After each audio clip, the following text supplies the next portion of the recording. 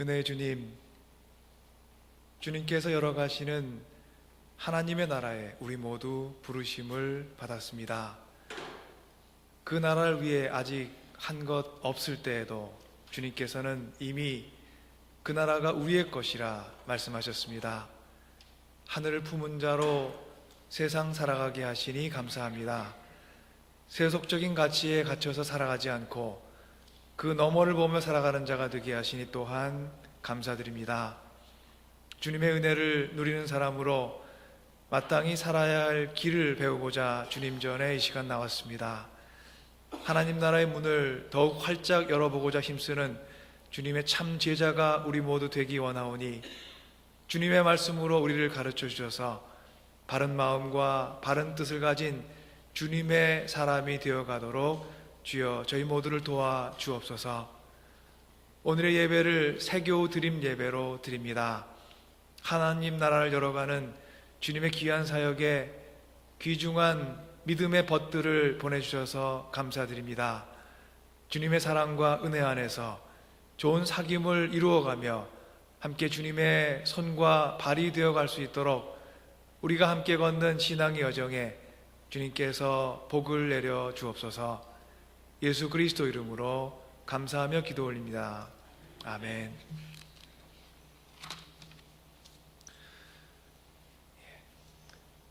저희들이 이제 예배당으로 나오는 주위에 세상이 환하게 밝아졌습니다.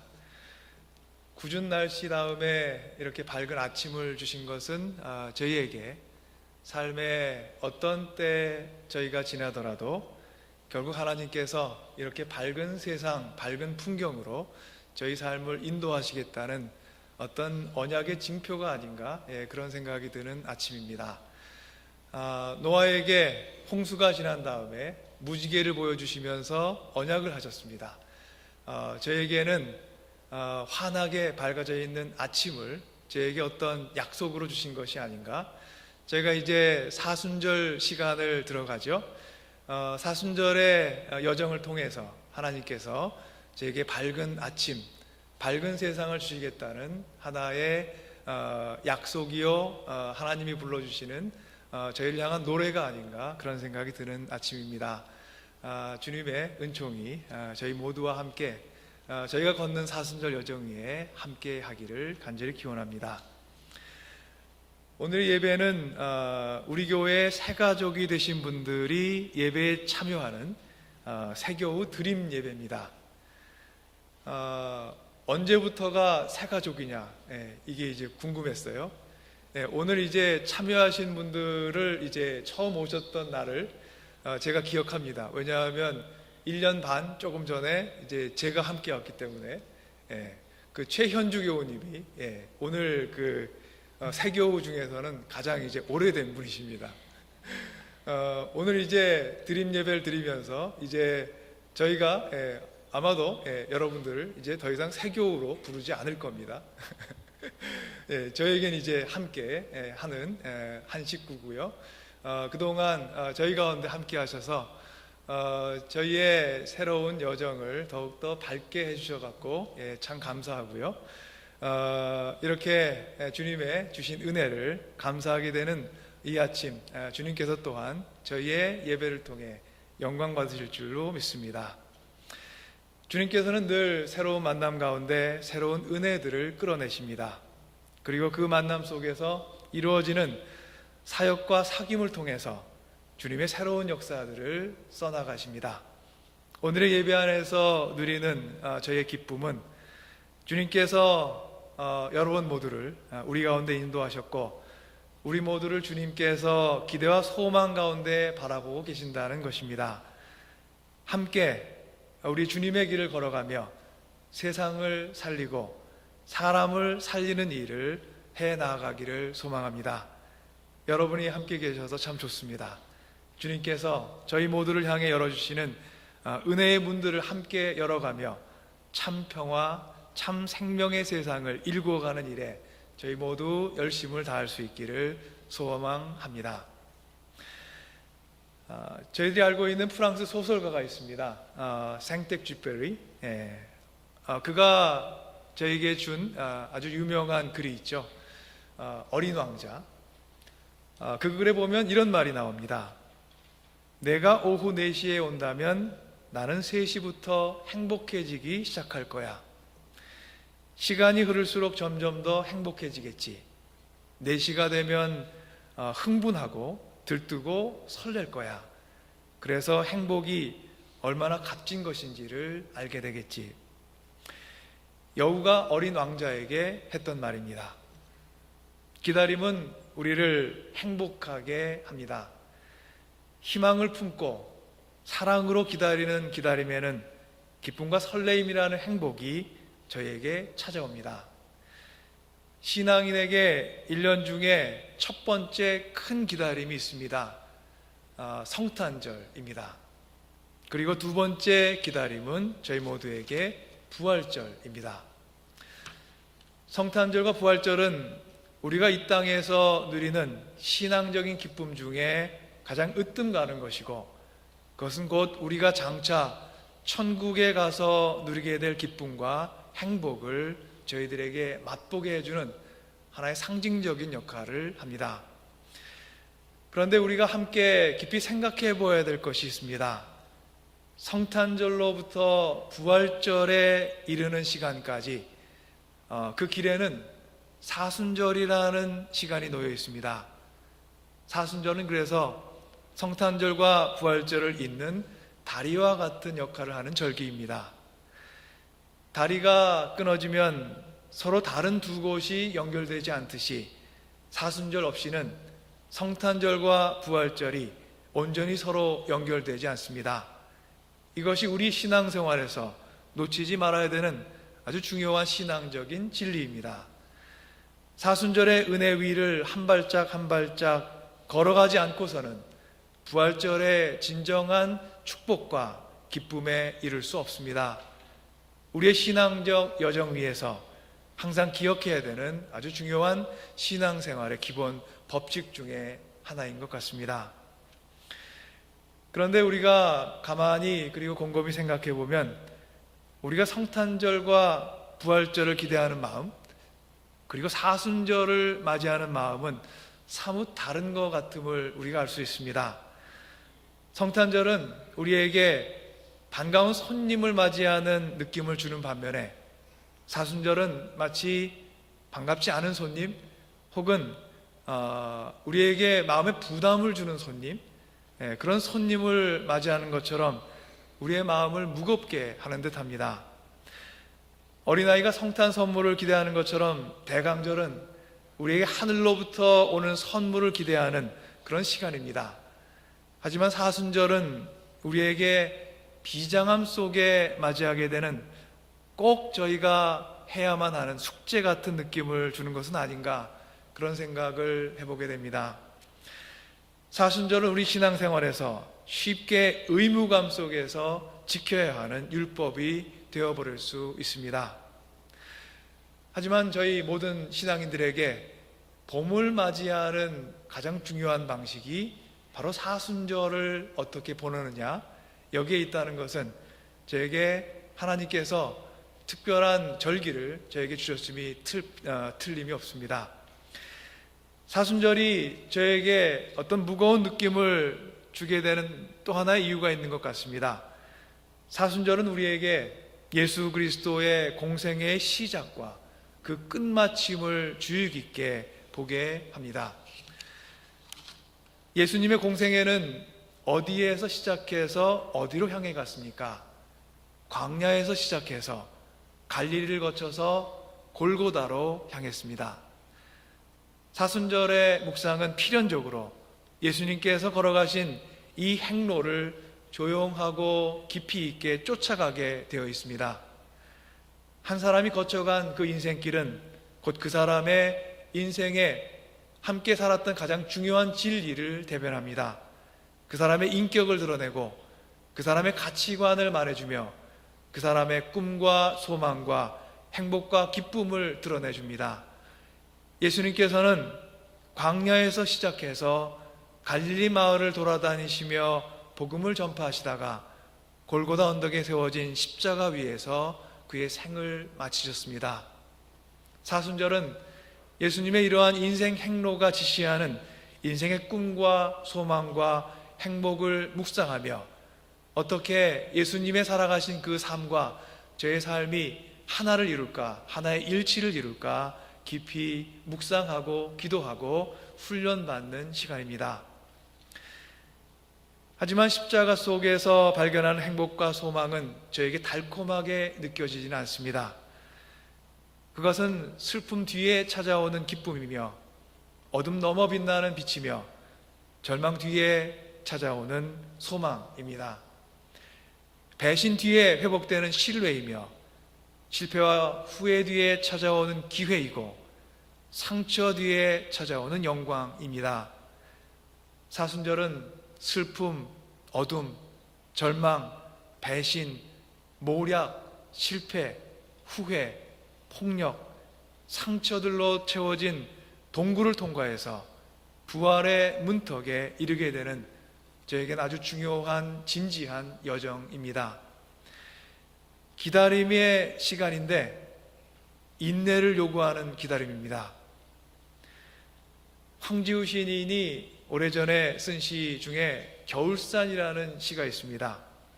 이런 내용입니다. 너도 견디고 있구나.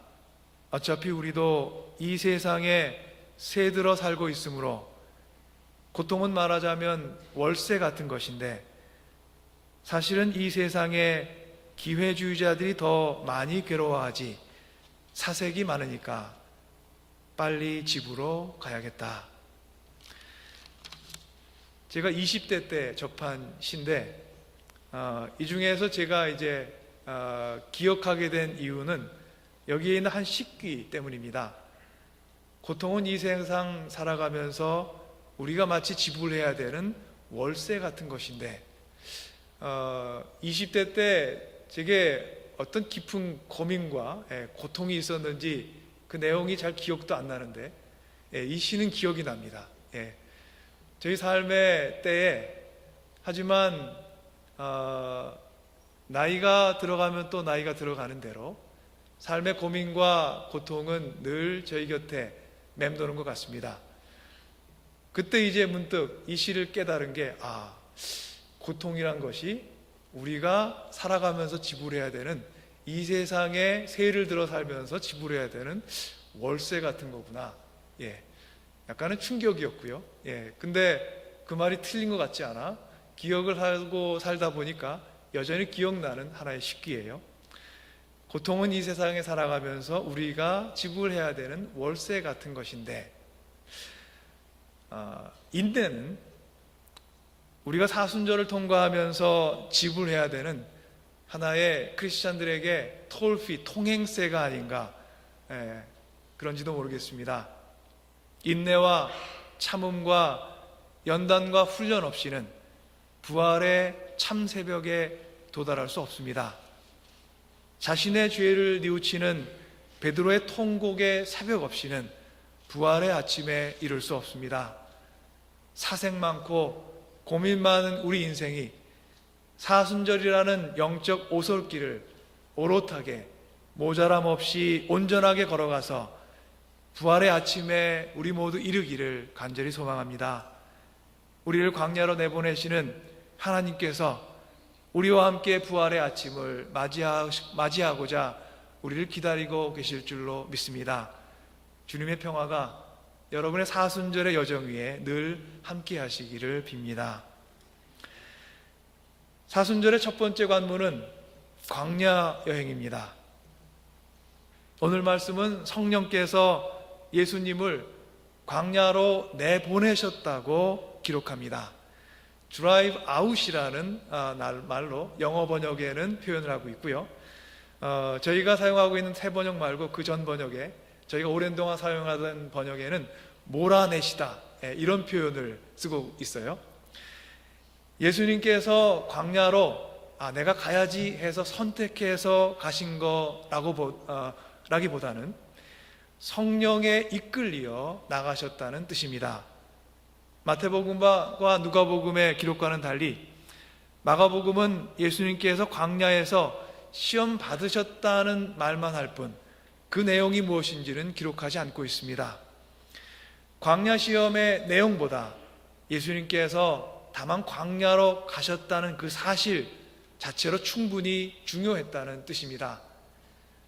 어느 장소에서 무엇을 했다는 사실보다 오히려 그 장소로 갔다는 것이 더 중요하다는 뜻입니다.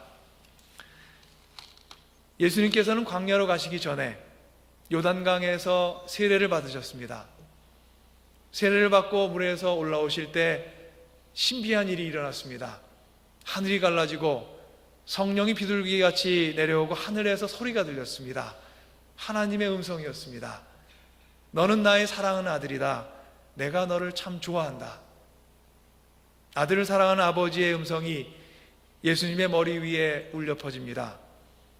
마가복음은 이 신비스러운 사건 이후 예수님께서 어디로 행하셨는지를 기록합니다. 예수님께서는 영광스러운 모습으로 세례를 받으신 다음에 광야에서 40일 보내셨고, 요한이 잡혔다는 소식을 듣고 그 길로 갈릴리로 가셔서 하나님의 복음을 전파하셨습니다. 세례에서 시작해서 복음 전파로 넘어가시는 여정에 광야의 체험이 놓여 있습니다. 광야는 영적으로 저희가 의미를 생각해 볼 때 뜻밖의 공간을 의미합니다. 내 생각과 나의 예상과 다르게 하나님의 영에 이끌려서 이르게 된 내게는 지금은 낯선 장소, 그런 곳을 의미합니다. 나의 판단으로는 이 방향이고 이곳이고 그런데 내 생각과는 다르게 성령께서 인도하시게 된 의외의 장소, 그것이 우리에게는 영적인 광야가 아닐까요? 이스라엘 백성들이 홍해를 건너 가나안으로 향했을 때 사람의 판단으로는 광야를 거쳐 가나안에 이르는 것이 아니었습니다. 애굽에서 가나안까지의 거리가 대략 180km 정도입니다. 저희가 시간당 4km 정도를 걷는다고 한다면 일일 하루에 평균 한 8시간 정도를 걸은다고 할 경우에 6일에서 7일 정도 걸리겠고요. 만약에 산악지역이라고 감안을 한다면 그보다 한 2배 잡아서 12일에서 한 14일 정도면, 한 보름 정도면 갈 수 있는 거리였습니다. 그런데 하나님께서는 이스라엘을 향해 다른 계획을 갖고 계셨습니다. 인간적인 기준과 판단으로 보름이면 갈 거리를 하나님께서는 전혀 다른 계산법으로 그들을 인도하셨습니다. 그런 하나님께서 인도하신 곳, 그곳이 그들에게 광야였습니다. 하나님 나라를 그리고 그 복음을 선포하는 사역을 앞두고 영광스럽고 신비한 모습으로 세례를 받게 되신 예수님께서 성령의 인도하심 속에 이끌려 가신 곳, 그것은 갈릴리도 그리고 예루살렘도 아니었습니다. 풀과 나무도 많지 않고 마실 물도 부족한 메마른 사막이었습니다. 사막 한가운데에서 들짐승들과 천사들과 함께 40일을 보내게 된 것이 세례 후에 예수님께서 행하셨던 길이고, 그것은 인간의 생각을 뛰어넘는 뜻밖의 장소였습니다. 여러분 인생에 이와 같은 장소가 어디이고 인생의 때가 언제셨습니까? 저희가 살아가는 이민 생활을 광야 생활에 비유합니다. 광야에서의 생활같이 거칠고 또 때로는 불확실하고 고독한 삶의 조건이 우리 앞에 끊임없이 반복되기 때문에 그렇게 저희가 느끼는 것 같습니다. 건조한 사막에서의 삶처럼 우리의 삶은 안정과 행복을 쫓아가며 분주하게 살아가다가 어느덧 나의 삶이 참 메말랐구나 하는 것을 느끼게 되곤 합니다. 하나의 큰 목적을 정해놓고 다른 많은 것들을 희생시키며 사는 것이 우리 삶의 모습입니다. 그러다 문득 세월의 무게가 느껴지고 능력의 한계에 부딪히게 되면 허무해지고 좌절스러워지는 것이 우리 삶에 닥치기 쉬운 하나의 위기이기도 합니다. 우리의 삶을 광야 생활에 비유하는 또 다른 이유는 우리의 삶 가운데 뜻밖의 체험을 많이 하면서 살아가기 때문입니다. 내가 생각하던 이곳이 아닌 저곳에 내가 어느덧 서 있게 되고, 내가 예상하던 이 일이 아닌 저 일을 내가 지금 하고 살고 있고, 내가 바라던 그것이 아닌 하나님께서는 지금의 이것을 내 인생의 기업으로 주셨습니다. 우리에게는 이런 체험들이 모두에게 있습니다. 뜻밖의 장소, 뜻밖의 때, 뜻밖의 사람들, 이런 뜻밖의 체험을 하며 사는 우리 모두가 바로 영적인 광야에 서 있는 것이 아닌가, 그런 생각을 저희가 자주 할 수가 있습니다. 사랑하는 주님의 자매 형제 여러분, 하나님께서 우리를 영적인 광야에 세워놓으신 것은 우리에게 하나님께서 맡기시고자 하는 하나님의 일들이 있기 때문입니다. 하나님의 일은 자신의 판단을 꺾고 하나님의 뜻에 순종하는 사람에 의해서 이루어져 갑니다. 내 생각, 나의 판단, 내 의지로 행했던 이곳을 버리고 성령께서 우리를 내보내시는 저곳을 향해 나아가는 그 사람들의 결심과 그 사람들의 믿음과 신뢰 안에서 성취되어 갑니다. 예수님께서는 성령께서 내보내시는 광야로 가셔서 40일을 묵묵히 보내셨고 그 가운데 기도하셨습니다. 예수님께도 아마 이곳이 있으셨을 겁니다. 예수님의 이곳은 아마도 갈릴리가 아니었을까 생각합니다. 예수님의 첫 번째 사역지가 갈릴리였으니까 아마도 예수님 마음에 맨 처음 이곳으로 가야지 했던 곳이 아마도 갈릴리였겠죠. 하지만 예수님께서는 이곳 갈릴리가 아닌 저곳 광야로 가게 되셨습니다. 요단강에서 갈릴리로 가신 것이 아니라 요단강에서 광야를 거쳐 갈릴리로 가신 것입니다. 이 사실에 우리 인생이 눈을 떠야 되고 우리가 붙들어야 되는 아주 중요한 신앙적인 지혜가 숨어 있습니다.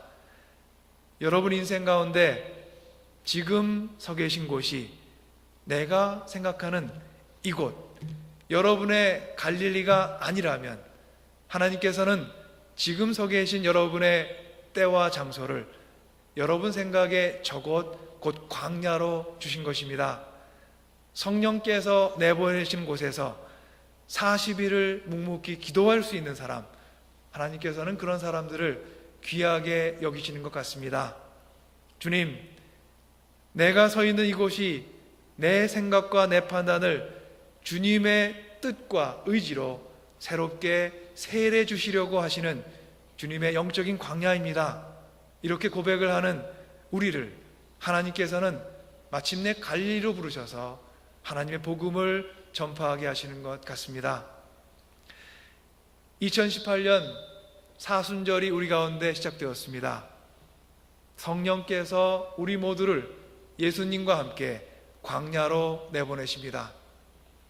여러분의 생각하는 이곳을 떠나 하나님께서 지시하는 저곳으로 나가는 여러분들 되시기를 주님의 이름으로 축원합니다.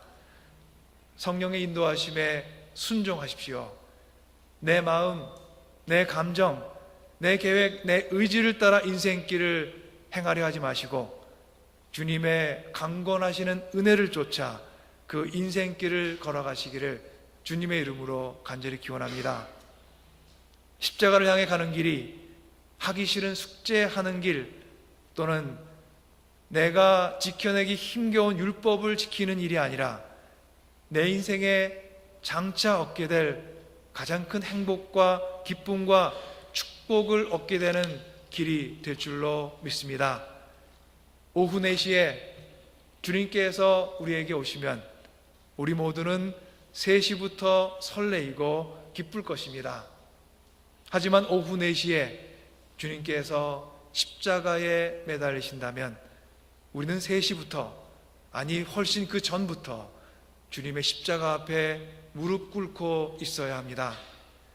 십자가 앞에 무릎 꿇고 부활의 새벽이 오기까지 광야 한가운데 선 마음으로 우리 모두 기도했으면 좋겠습니다. 여러분의 영혼에 하나님께서 천사를 보내어 사탄의 시험으로부터 여러분 모두를 지켜주실 것입니다. 자비하신 주님께서 평강의 은혜로 여러분의 사순절 위에 늘 함께 하시기를 축원합니다. 함께 기도하겠습니다.